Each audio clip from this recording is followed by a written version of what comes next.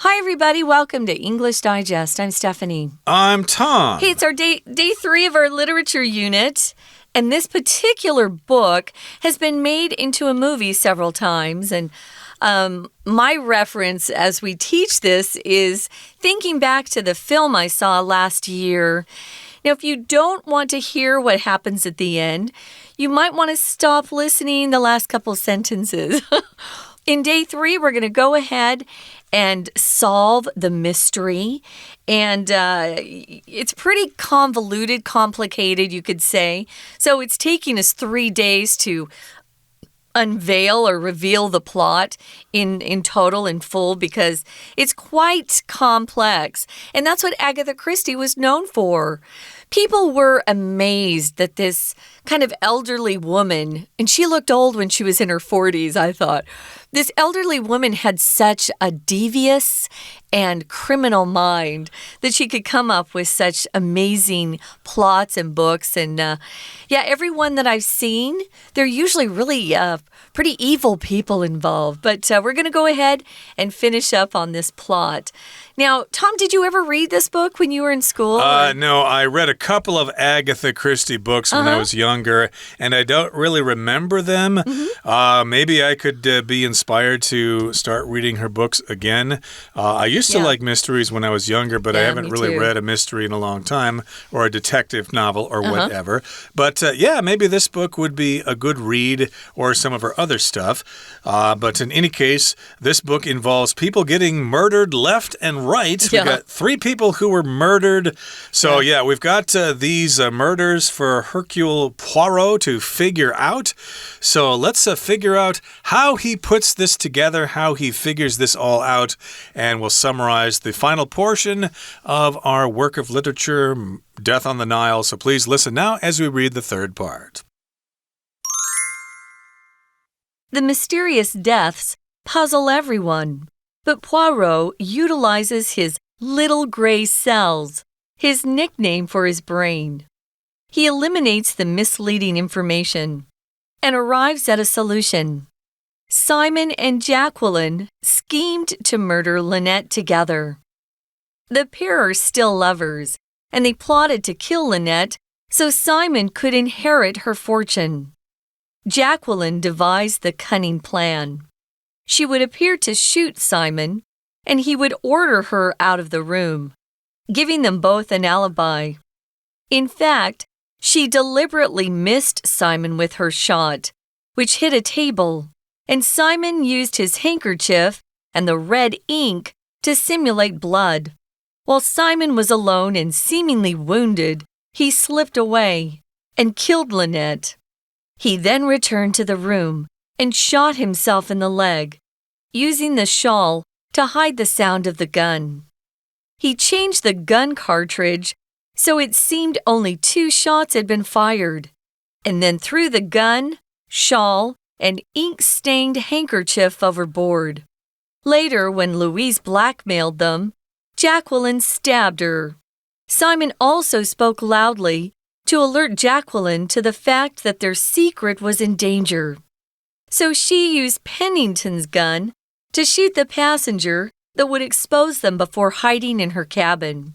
Simon and Jacqueline confess to everything and are arrested.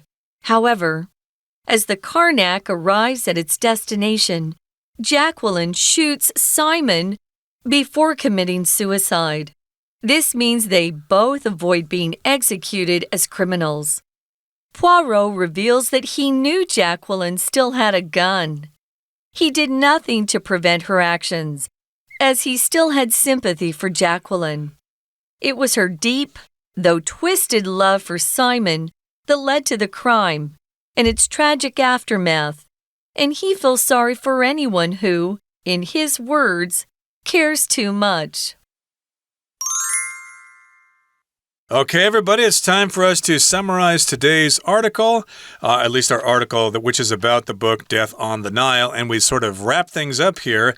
And spoiler alert, we are going to tell you who the murderer is, who done it, but there's a twist at the end as well, so please stay tuned if you want to find out about it. So the mysterious deaths of the three people, again, Lynette and Louise, the maid, and the passenger who witnessed the stabbing, those three deaths puzzle everyone. And everyone on the ship is like puzzled. Like, why would these murders take place? What's going on here? This is weird. People are supposed to be here in Egypt to go for camel rides and go see the pyramids and stuff like that. Why are these deaths happening? Why are all these murders happening? Well, then Poirot kind of figures things out. He comes up with a possible solution to the crimes. He utilizes his little gray cells, which is his own nickname for his brain. So if you utilize something, you put something into action, you use that thing, and he utilizes his special skills, his special talents. And little gray cells, of course, is his way of describing his brain. But that reminds me of the English phrase, your gray matter, which refers to your brain or your thinking. Or if you're watching kind of a creepy horror film, sometimes they'll say that someone was shot in the head and there's gray matter on the floor. Ooh. Or on the wall behind them. That's gross, I know. But if you hear gray matter, they are usually referring to the inside of someone's brain. I'm thinking Poirot thinks he's pretty smart, but he is clever. I'll admit that. He eliminates the misleading information and arrives at a solution. If something's misleading, it means it gives you the wrong idea or impression, and it's usually on purpose. So maybe the police are investigating a crime and they talk to somebody that they suspect as someone who committed the crime, and that person gives them misleading statements or kind of tricks the police into believing something that's not true. So he eliminates or gets rid of the misleading information, and that's when he arrives at a solution. And this is how he solves the crime. You hear this is kind of the ending is spoiled right there in the first paragraph. Simon and Jacqueline schemed or plotted together to murder Lynette. Okay, so basically that's his solution to this crime. And remember, he gets rid of the misleading information and he comes to a conclusion, or he arrives at a solution. Hey, these two were working together. They schemed to murder Lynette together. Jacqueline was never dumped by Simon. They've been together all this time. They just made it look like Simon and Lynette were married, and they were going to get together later on when Simon got Lynette's money. Now, the pair are still lovers. Again, that's his conclusion.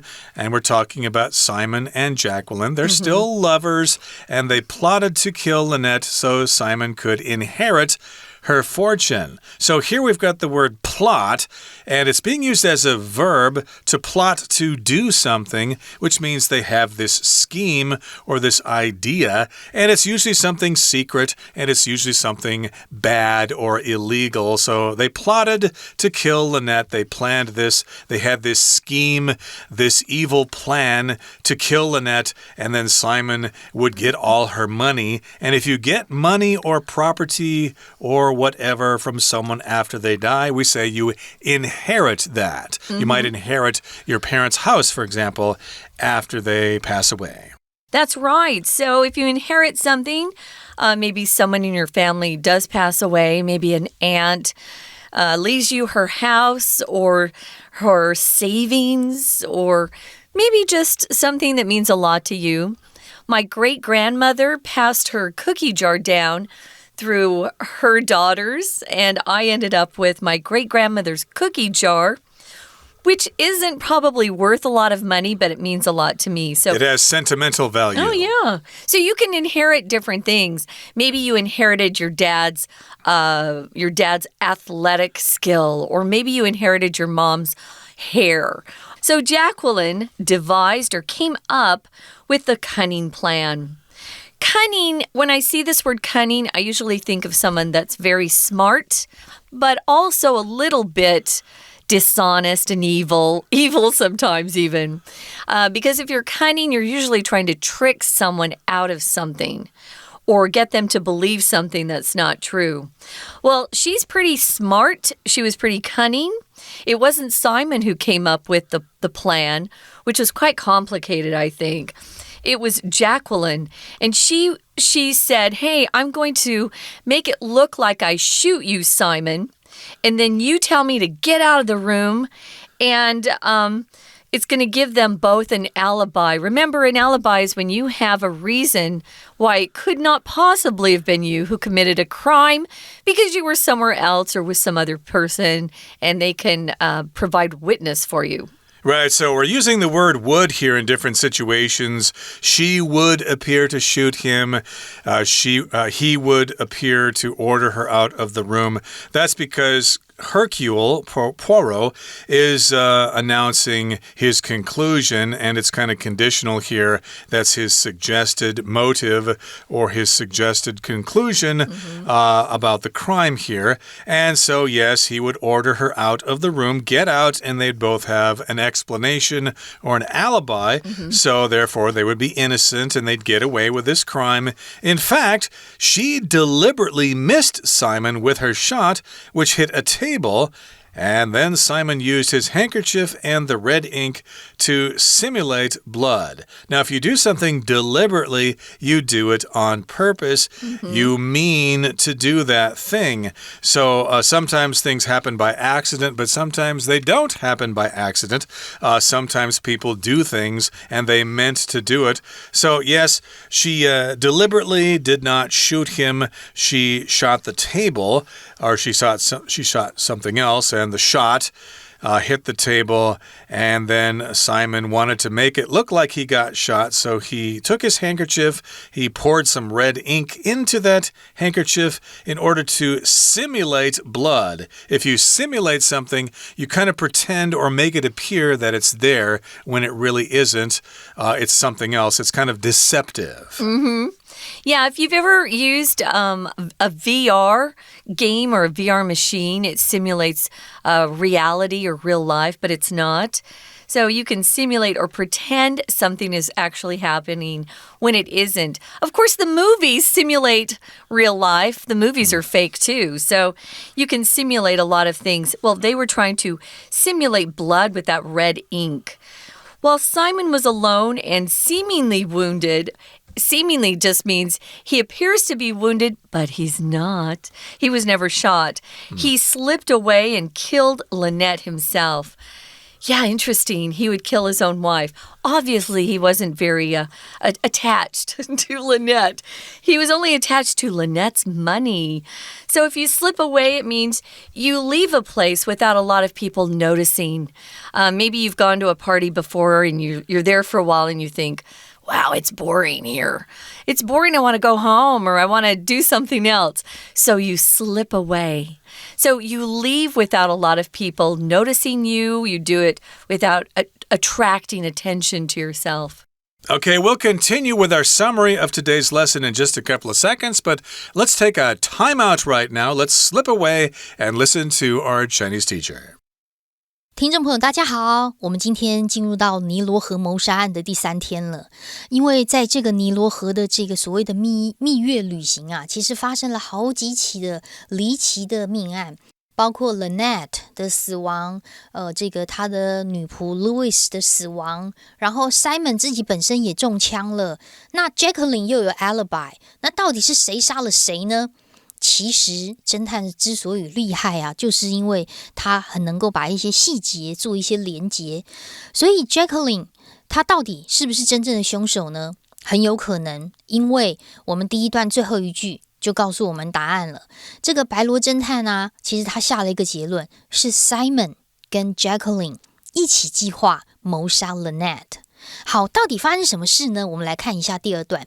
其实 Simon 跟 Jacqueline 仍然是恋人，那他们到底为什么会分开？然后为什么 Simon 又跟 Lynette 在一起呢？因为 Lynette 很有钱，所以他们密谋要杀害 Lynette， 让 Simon 可以继承他的财产，所以根本就是为了钱。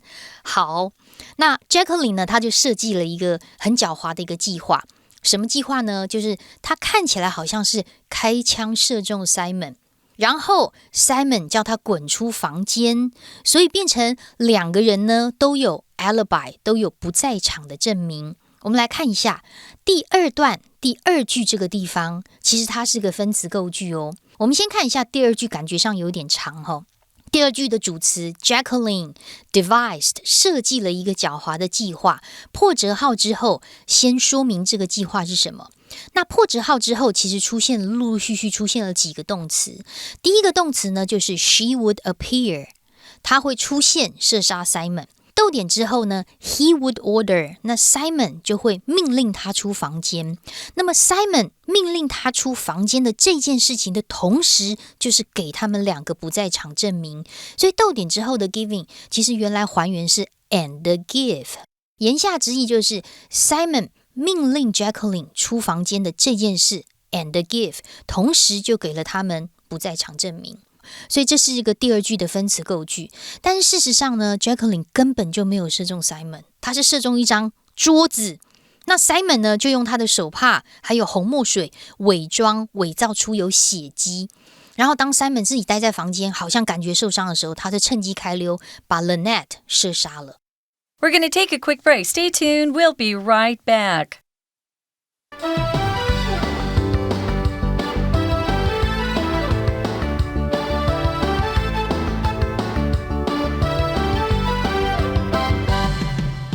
Welcome back, guys. We're talking about death on the Nile, and this is our final day. And it's been a while since we've had a book that we had to use 3 days to describe the plot. But with Agatha Christie novels, they're usually quite complicated, convoluted.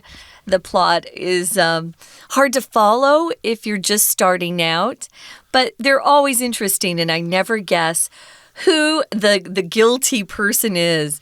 We call these whodunit books or movies whodunit. It's bad English, but it's on purpose. So whodunit, who did it is the correct grammar, but whodunit. Right, so again, we've got Simon making it look like he was shot, but remember there were doctors on the boat, so they would have been able to tell that the wound was fake, so of course he had to make it real, so he actually shot himself in the leg, and he used the shawl to hide the sound of the gun, which is kind of like a silencer. If you don't want people to hear the sound of a gun being shot, you put a silencer on the gun. It's kind of the same concept to having a muffler on your motorcycle or in your car, so it doesn't sound really loud. And he changed the gun cartridge, so it seemed only 2 shots had been fired, and then threw the gun, shawl, and ink-stained handkerchief overboard. So this particular gun has a cartridge.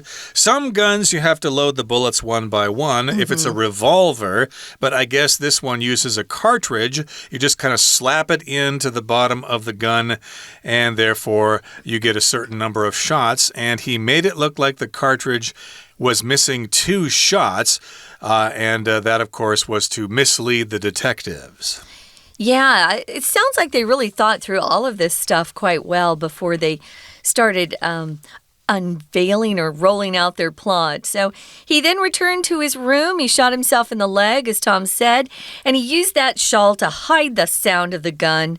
He changed the gun cartridge, so it seemed only 2 shots had been fired. And then he took the gun, shawl, and ink-stained handkerchief, and he threw them overboard. So that's how they got overboard. Remember, they fished those things out of the river in day 2. Now, later, when Louise blackmailed them, she goes to them and says, "Hey, I saw what you did, and if you give me money, I won't tell anyone." That's when Jacqueline stabbed Louise to death. So here we've got Simon, who actually murdered Lynette in her sleep. He shot her in the head. But it was Jacqueline who stabbed Louise to death. So they're both murderers. And Simon was there. He spoke loudly to alert Jacqueline to the fact that their secret was in danger. So she used Pennington's gun to shoot the passenger that would expose them before hiding in her cabin. So that's what Jacqueline did. Of course, she used Pennington's gun to shoot that passenger who witnessed the stabbing. And that was Simon's suggestion. He alerted her to the fact that they were in danger. So if you alert someone, you let them know about something dangerous or something that might cause harm to you. An alert can also be a noun. There was an alert on the boat the other day which said that there were enemy planes coming. And alert, again, can also be a verb, which is how it's being used here. And that's what Simon said. Hey, you got to shoot that passenger. And Jacqueline used Pennington's gun to do that. That's right. So what happens is that Simon and Jacqueline, they confess to everything and they're arrested. And so I thought, oh, okay, they found the murderers. They're going to take them to prison for the rest of their lives. But the book is not finished. It says here, however, as the Karnak, remember that's the name of the steamboat, arrives at its destination, Jacqueline shoots Simon before committing suicide. So, she figures, well, we'll go to hell together instead of having to suffer together in prison. Actually, they'd be separated at that point because men are in different prisons than women. So she thought, well, I'll just take us both out at the same time. So she shoots Simon and then kills herself. That's what committing suicide means. This means they both avoid being executed as criminals. Now, notice here we're using the be verb. To be executed means that someone carries out a sentence of death on someone who has been legally condemned to death. So they didn't want to be, killed by their governments. They thought, well, we'll just take care of it right now. And that's what happens. And it's very shocking to me. I was shocked that suddenly they're both gone. Wow. Kind of weird, yeah, that she would do that, but she shot him and then she committed suicide. And that meant that they both would avoid being executed. And you can be executed if the country you live in has the death penalty. Right. Not every country in the world has the death penalty. Here in Taiwan, of course, you have the death penalty, and most people support the death penalty here. And, of course, if you execute someone, you kill them for their crimes. You can have them killed by a firing squad, or they can be hanged, or they can take some kind of poison or something like that. Or if you're in France, about 100, 200 years ago, you could be guillotined, have your head chopped off with that special device. But in any case, here, back to our story, Poirot reveals that he knew Jacqueline still had a gun. Ooh. So Poirot knew that Jacqueline maybe was still dangerous, and he knew she had a gun still. Maybe he should have told other people that she was still dangerous, and he did nothing to prevent her actions, as he still had sympathy for Jacqueline. So, yeah, he knew she may cause some problems here, so he didn't tell anybody that she still had a gun because, well, he still felt sorry for her, which is probably not the smartest thing to do. Yeah, I was a little surprised at that. Maybe he had a little bit of a crush on Jacqueline. Could be. She's quite beautiful. Lynette was too, but Jacqueline was very beautiful. Plus, I think Poirot probably admired her clever brain. Jacqueline was very clever. She was evil, but she was clever. It was her deep, although twisted love for Simon that led to the crime and its tragic aftermath. Tragic just means something that causes a lot of stress, extreme sorrow, and it usually involves the death of someone, typically. Aftermath is what happens after something occurs. So it's like the consequences of something. So, yeah, he felt sorry for her.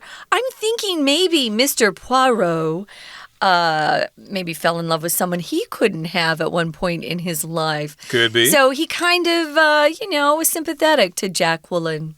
And he feels sorry for anyone who, in his words, cares too much. So watch out for those emotions. They can get you in trouble.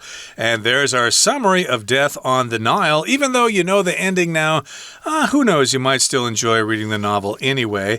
And if you want to be surprised, well, you can choose another of Agatha Christie's many works of literature. Okay, let's move on now and listen to our Chinese teacher. 那接着又回到房间，用披肩把这个枪声掩盖，真的朝着自己腿部先开个枪，然后又换了弹夹，让枪看起来好像只发射了2个子弹。然后把它这个所有的证据呢都丢到尼罗河里面。不过同样这一段的第5句，我们也看到一个分词构句。这个分词构句啊，也是像刚刚一样，就是逗点之后 and 省略的分词构句。我们看到句子的主词是 he， 也就是 Simon。本来第一个动词是 returned， 第二个动词 shot， 再来逗点之后 and use， 就用披风呢来掩盖枪声，所以最后面的逗点 and use and 省略。那可能会问说，为什么都要有这个什么 and 省略的分词构句啊？因为有时候我们动作是同时甚至是连续发生的时候，我们用分词构句啊，产生出动词 ing 或者是 pp， 就会有一种动感，语言上就有一种很流畅很精简的感觉。好，所以这是整件事情的发生。那后来因为 Louis 发现这样的计谋，所以 Louis 要敲诈他们，那 Jacqueline 真的就刺杀他了。那 Simon 还大声的向 Jacqueline 发出他们秘密陷入危机的一个警讯，因为当时呢，这个 Louis 被刺杀之后， Simon 就很大声的表示惊讶，有没有？他当时就是告诉 Jacqueline 他们的秘密可能被发现了，因此 Jacqueline 就用 Penitent 的枪来射杀可能会暴露他们身份的一个乘客哦，然后就躲进自己的船舱之内。不过在第3段这个地方，我们注意2个 that， 第3段第2句有一个 that， 那么第2句的后面的地方呢，又有一个 that， 这2个 that 的用法完全不一样。来，第一个 that 呢，它前面连接的是 the fact， 注意 the fact that 其实你可以把它框起来，它其实就可以变成几乎是固定的用法。但是在这里的 that 不是关代哦，它是一个等号概念的连接词，它基本上的文意就是等于，那它的词性是连接词。那 the fact 是一个事，什么事呢？等于后面那一件事情 their secret was in danger。 好，也就是说 the fact that 这里的等号 that 后面加上的是完整子句耶，你怎么判断？请把 be 动词圈起来，前面有主词 their secret， be 动词后面有补语 in danger， 什么都不缺，所以它很明显就是一个加上完整子句的连接词。好，跟下面的 that 又不一样哦。逗点之后，同样这一句，我们先把 the passenger 划线起来。the passenger 的后面有一个 that， 一直到 them 这个地方，我们先把它左右括号。如果你觉得 that 是一个等号概念的话，那它后面怎么会直接出现动词嘞？所以 would expose 之前一定是主词，这个主词就是 that。那 that 是谁呢？就是前面的走在它前面的叫做 the passenger， 那它不就是一个限定用法的关系子句吗？所以我们再说一次，在第3段第2句中间逗点 so 之后的 the passenger 是先行词，而 that 到 them 这个地方是所谓的限定用法关系子句。好，那么不过呢，后面我们看一下故事的结尾，因为 Jacqueline 对 Simon 的深情但是却扭曲的爱，其实是真正导致整个命案跟悲惨后果的原因。所以从今天到昨天跟前天的3天呢，我们就把尼罗河谋杀之案给看完了，希望大家都喜欢。我是安娜，我们下次见哦。That's it for today, everybody. Thanks for joining us, and make sure you join us again next time for another edition of our program, and next month for another edition of our literature unit. From all of us here at English Digest, my name is Tom. I'm Stephanie. Goodbye. Bye.